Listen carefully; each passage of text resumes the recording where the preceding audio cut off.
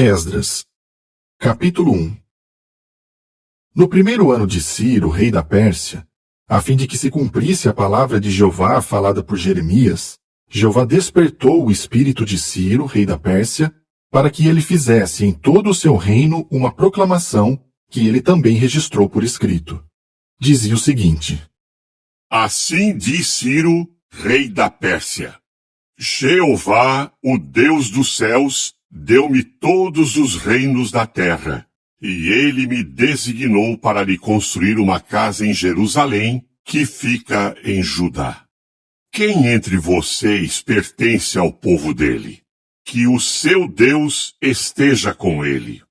Portanto, que ele suba a Jerusalém, em Judá, e reconstrua a casa que ficava em Jerusalém, a casa de Jeová, o Deus de Israel, o verdadeiro Deus.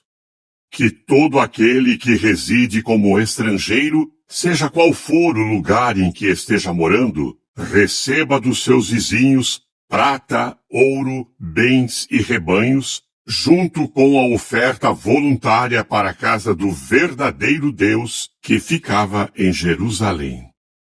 Então os cabeças das casas paternas de Judá e de Benjamim, bem como os sacerdotes e os levitas, todos aqueles cujo espírito tinha sido despertado pelo verdadeiro Deus, se prepararam para ir e reconstruir a casa de Jeová, que ficava em Jerusalém.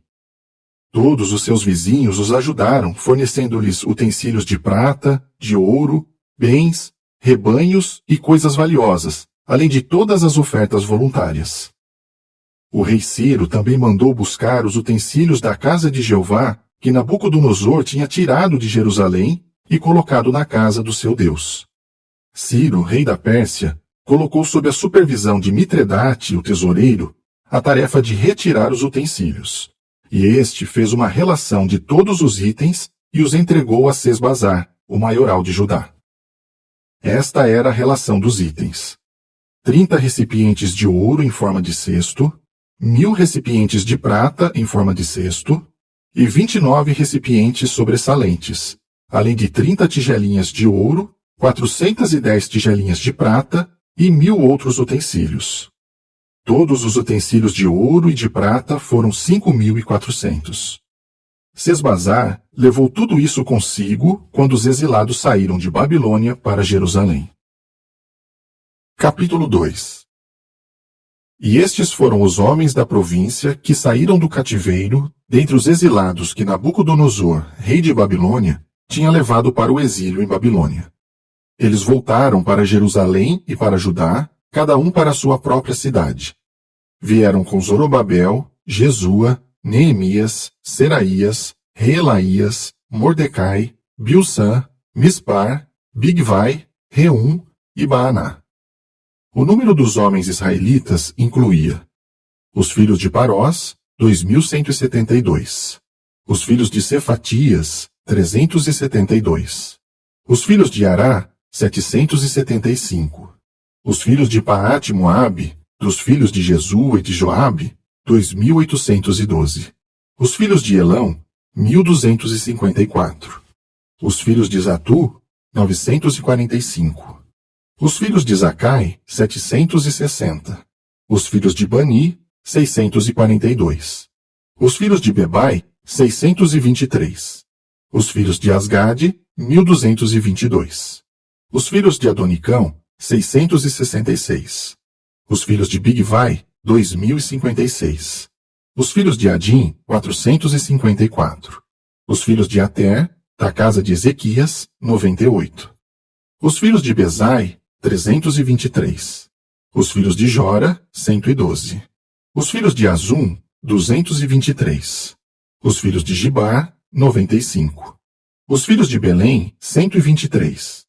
Os homens de Netofa, 56. Os homens de Anatote, 128. Os filhos de Asmavete, 42. Os filhos de Kiriate Jearim, de Quefira e de Beerote, 743. Os filhos de Ramá e de Geba, 621. Os homens de Micmas, 122. Os homens de Betel e de Ai, 223. Os filhos de Nebo, 52. Os filhos de Magbis, 156. Os filhos do outro Elão, 1254. Os filhos de Arim, 320. Os filhos de Lode, de Adide e de Ono, 725. Os filhos de Jericó, 345.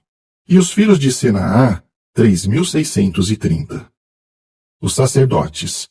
Os filhos de Jedaías, da casa de Jesua, 973. Os filhos de Imer, 1052. Os filhos de Pazur, 1247.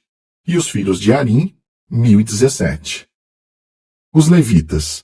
Os filhos de Jesua e de Cadmiel, dos filhos de Odavias, 74. Os cantores. Os filhos de Asaf, 128. Os filhos dos porteiros. Os filhos de Salum, os filhos de Ater, os filhos de Talmon, os filhos de Acube, os filhos de Atita e os filhos de Sobai, ao todo 139. Os servos do templo.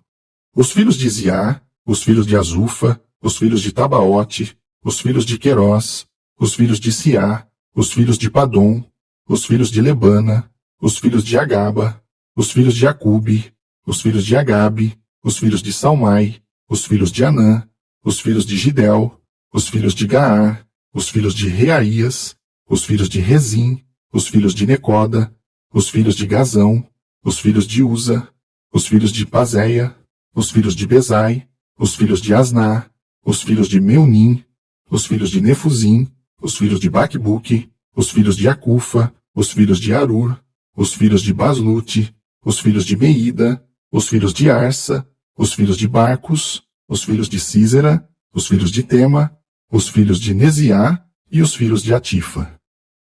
Os filhos dos servos de Salomão. Os filhos de Sotai, os filhos de Soferete, os filhos de Peruda, os filhos de Jaala, os filhos de Darcon, os filhos de Gidel, os filhos de Cefatias, os filhos de Atil, os filhos de Poquerete Azebaim e os filhos de Ami. Todos os servos do templo e os filhos dos servos de Salomão foram 392. Os alistados a seguir subiram de Tel-Melá, Tel-Arsa, Querube, Adom e Imer, mas não foram capazes de comprovar a sua casa paterna e a sua origem, se eram israelitas ou não. Os filhos de Delaías, os filhos de Tobias e os filhos de Necoda, 652.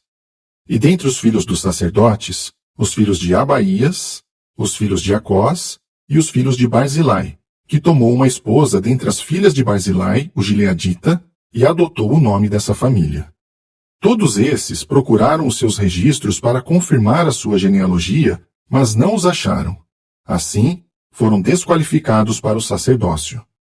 O governador lhes disse que não poderiam comer das coisas santíssimas até que houvesse um sacerdote para consultar o Urim e o Tumim. A congregação inteira somava 42.360, sem contar os seus escravos e as suas escravas, que eram 7.337.